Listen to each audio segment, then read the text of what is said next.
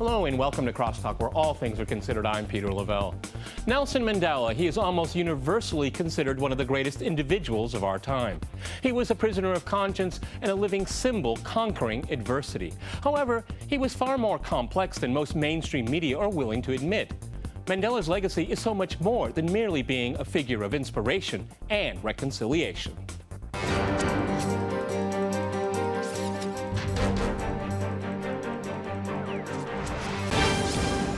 To crosstalk the legacies of Nelson Mandela, I'm joined by my guest, Rajan Menon in New York. He is a professor at the City College of New York and a senior fellow at the Atlantic Council.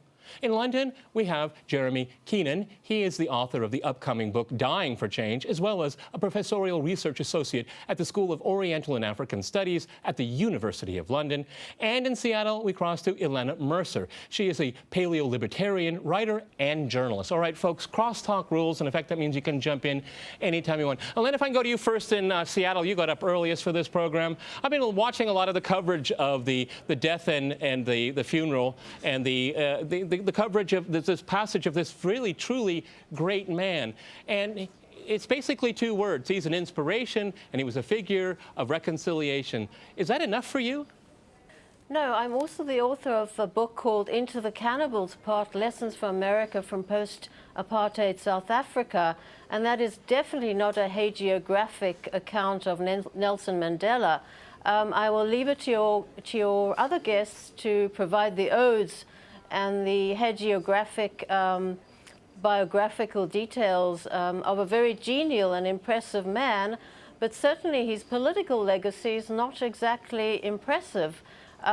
People often say that he was someone who facilitated the peaceful transition to so-called democracy rule, which is really a dominant party state in South Africa, and any democratic scholar worth his salt will tell you that a dominant party state is not a true democracy.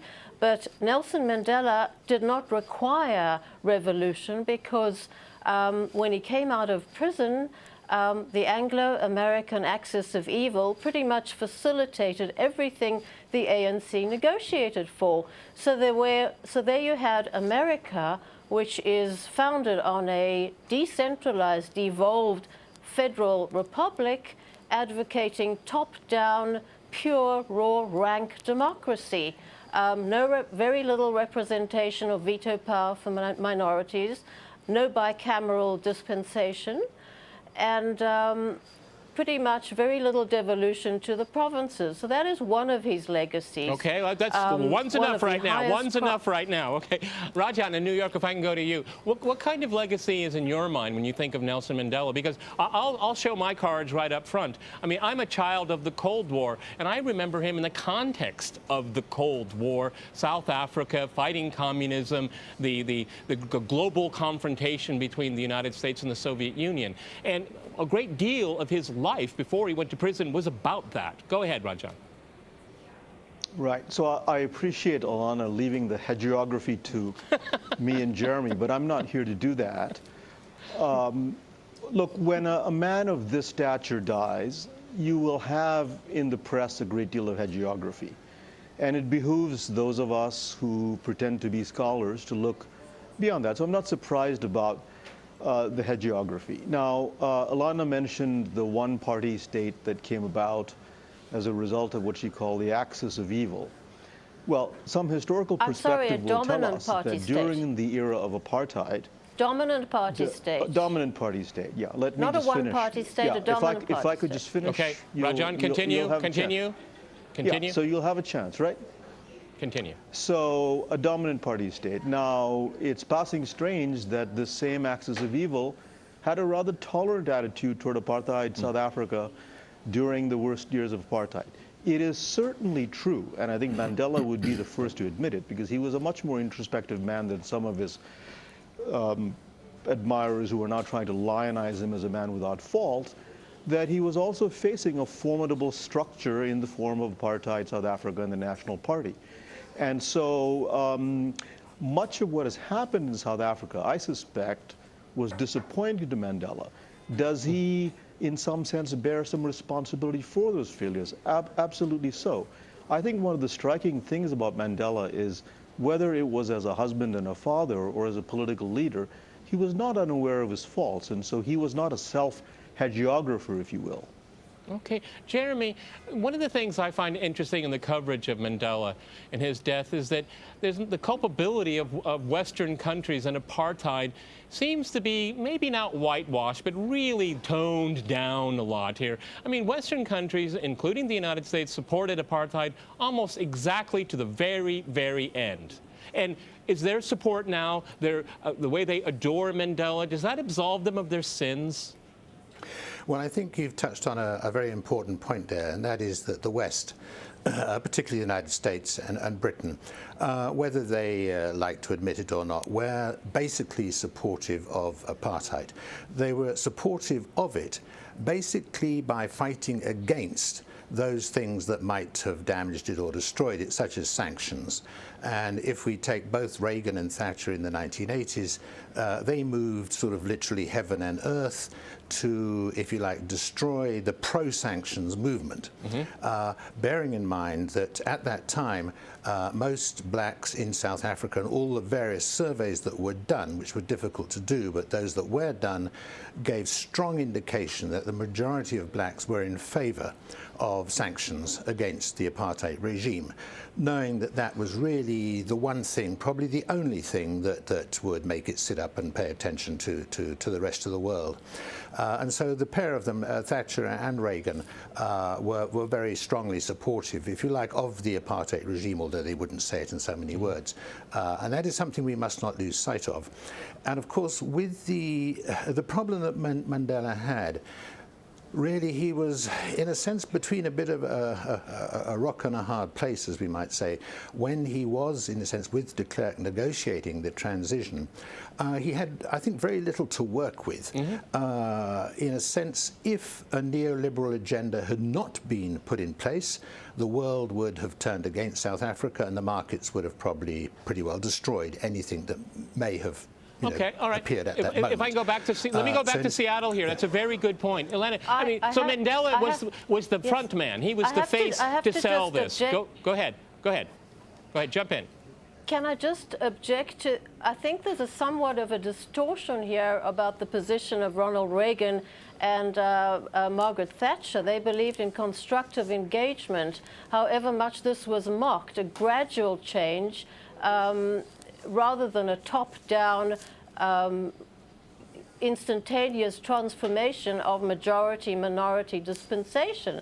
So this was not pro-apartheid. Certainly boycotts were instituted.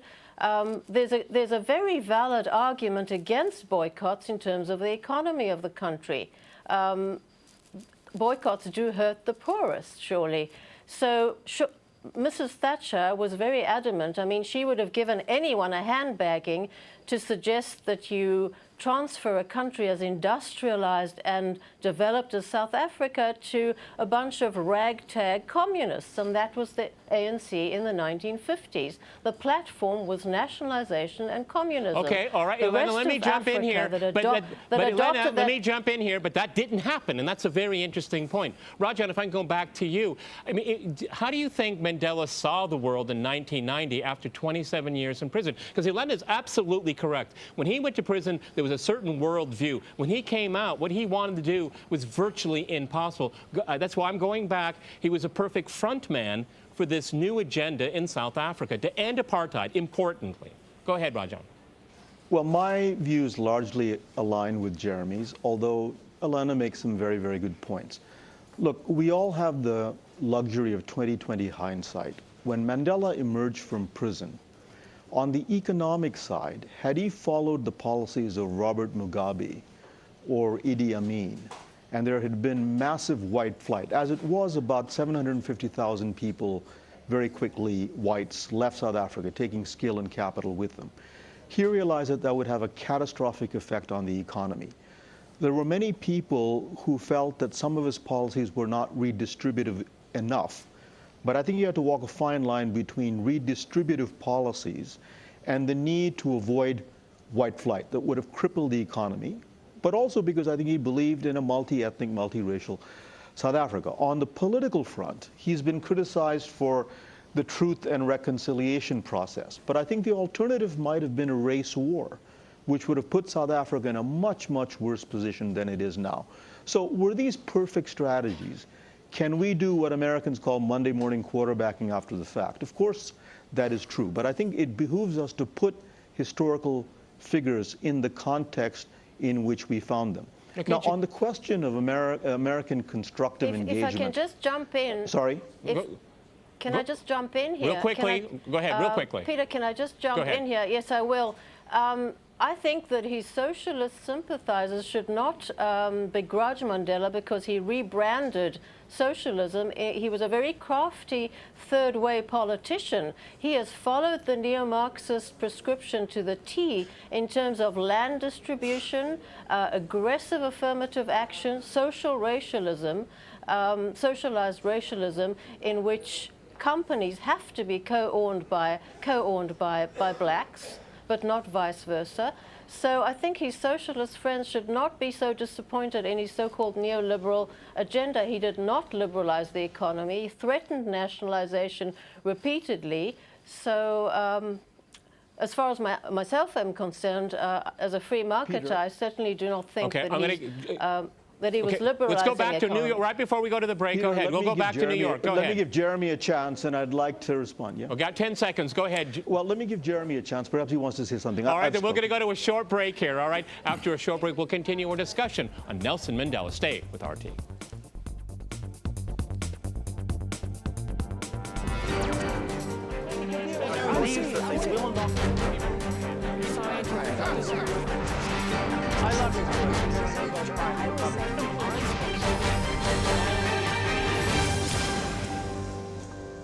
Welcome back to CrossTalk, where all things are considered. I'm Peter Lavelle. To remind you, we're discussing the multiple legacies of Nelson Mandela.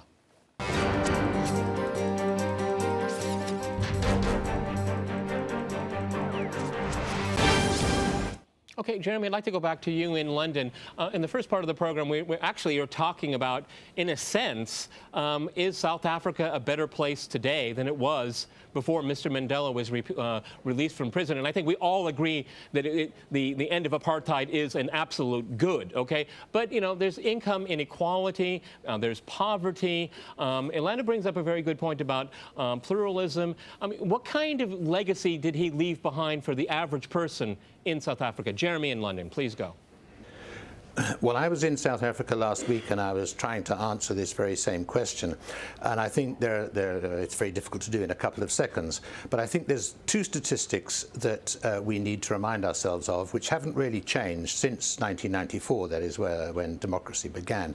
That is that South Africa has the highest maldistribution of income in the world, or first or second, possibly with Brazil.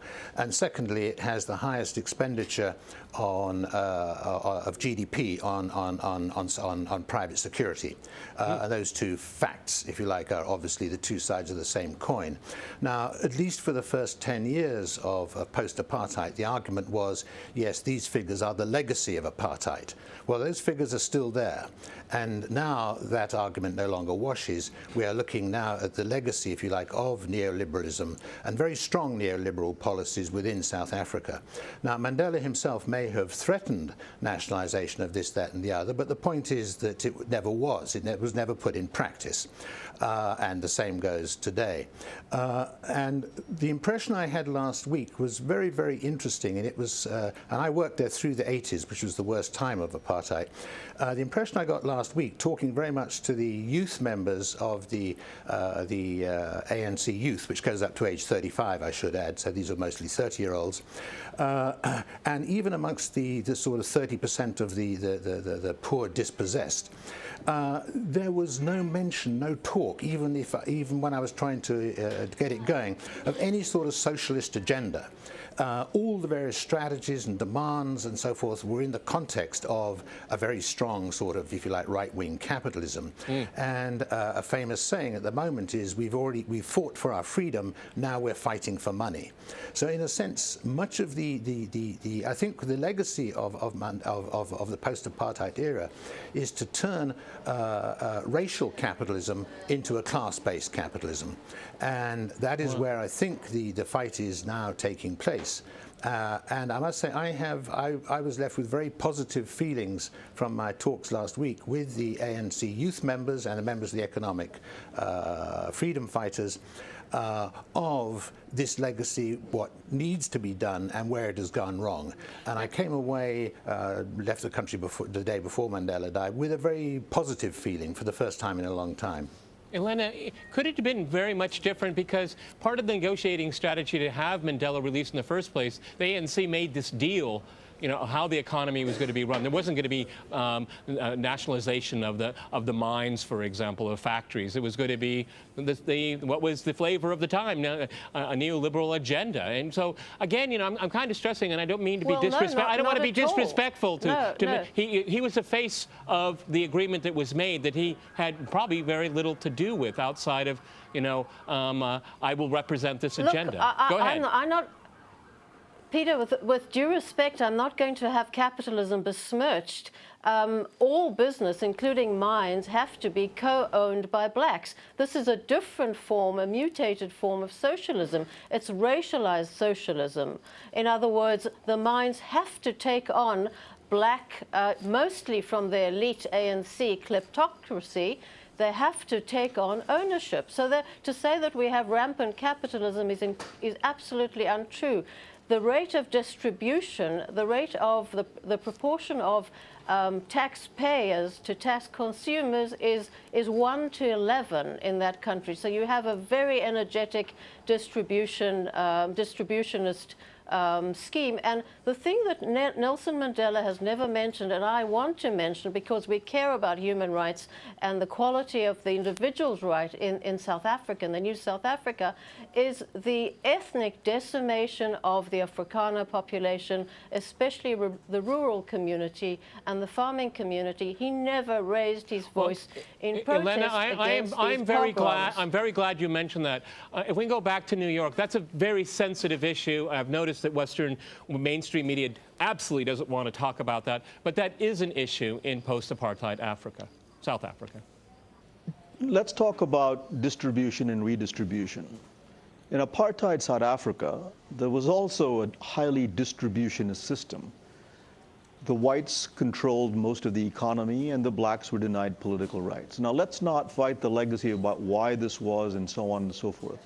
When Mandela came to power, and I agree with Peter, I mean, calling him some sort of radical redistributionist is simply flies in the face of the facts. But let's assume that some redistribution was done. And I think Peter is on point when he says not enough was done. Given the legacy of apartheid, where blacks were systematically frozen out of political and economic rights and denied the basic tools that are required to thrive in any kind of system, be it socialist or capitalist, something needed to be done. I think, all things considered, the criticism of Mandela on the part of many disenfranchised South Africans is that a lot of the problems that Jeremy was talking about have not gone away. Income inequality has increased. Racial segregation is not the law now, but it is de facto present. Elena mentioned corruption. She called it a kleptocracy. I'll stay away from labels and names, but there is a huge amount of corruption. And would Mandela deny this? I rather suspect that he would not. But what I take issue with is this notion that he was some kind of a rabid socialist who wanted to topsy-turvy turn everything around. Were that the case, we would see very different statistics in South Africa today. Who controls still most of the wealth in South Africa if the redistribution has been so strong? And what is wrong with requiring that people who have been disenfranchised be given a seat at the table? Okay, Governments do I want to this change. all We're the running time. quickly, run out of time, and I want to change gears a little bit here. Jeremy, if I can go to you. Is that a seat? Please, we have to keep moving on. Jeremy in London, if I can go to you. Three of Mandela's best friends were Castro, Gaddafi, and Arafat. Again, you know, Western perceptions here. I'm sure that's not being focused very much on CNN and BBC. You know, because he's supposed to be with the Spice Girls, and he's supposed to be with rock stars, with those wonderful shirts that he was wearing, which were wonderful. But this is, again, this kind of spinning Mandela to the way we want to see him. Go ahead, Jeremy. Well, I think I'll just go back to a point I'd like to make here. We've been talking mostly about the economy and the redistribution and so on and so forth, and not a huge amount has changed there at the macro level. I think when it comes to Mandela, I really don't think Mandela himself had a great deal to do with economic policy in the period when he was president. He was much more concerned with what I think he would regard as sort of higher things, and that is basically trying to stave off the violence that I think almost everybody thought would be characteristic of whatever sort of transition took place in South Africa. And I think, without sort of being hagiographic, I think his great legacy is not so much on the economy, because, as we've been saying, there's still a lot to be desired there, and in some respects it's even got worse.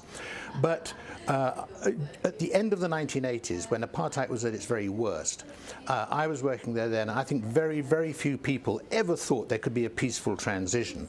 And I think what he has done, and at the expense of the economy perhaps, was that he has brought about a degree of reconciliation where I think now the idea, the sense of a sort of a race war is really highly unlikely. And I think that is his great contribution to South Africa. Not so much on the economic front, but I don't think he had a great deal to do with the economy to give him, if you like, the justice for that. Other people were there, and it said, yes, he was, if you like, suckered into a sort of neoliberal agenda, but I think he was happy to be suckered into anything, if you like, on the economic front, as long as he could bring about the reconciliation that has actually happened, and I think that is his great legacy. Okay, Ilana, let me go back to Ilana in Seattle here, because I think it's very interesting. As in, if he wasn't given much control over the economy, which I think is very likely here, he actually had other things to do, and that's foreign policy as well. I mean, he was very, very much against the intervention, the illegal intervention into Iraq, for example, a strong supporter of Palestinian rights. Castro was one of his best living friends. Pot kettle black. Go ahead, Len, jump in. Although pot kettle black, because he did invade Lesotho in 1998 after he criticized Bush. Of course, I agree with Nelson Mandela's pronouncements on Washington's foreign policy, but one thing about Nelson Mandela as a capitalist, that is an absolute joke. He repeatedly repeated the mantra that capitalism was the instrument of white oppression, when I think the history of labor in South Africa shows that capitalists acting in self-interest, especially in the strike of 1922, insisted on employing black laborers because they were as productive as white laborers and cheaper. So capitalists have always tried to circumvent and bypass apartheid laws because, that was in their interest. We're almost out of time. I want to give Rajan the last word in New York here. What is history going to say about this man 100 years from now? Look into your crystal ball. Well, first of all, nobody has called Nelson Mandela a capitalist, but let me answer your question. I think he'll be seen as a mixed leader. I think a person who himself recognized his personal and political foibles. But to come back to a point that Jeremy made, what strikes me is that had Mandela not steered the transition in the way that he did and embraced reconciliation, things could have turned out to be far, far worse politically. Okay, violence, on that very positive note, we've run out of time, folks. Many thanks to my guests today in New York, in London, and in Seattle. And thanks to our viewers for watching us here at RT. See you next time, and remember, CrossTalk rules.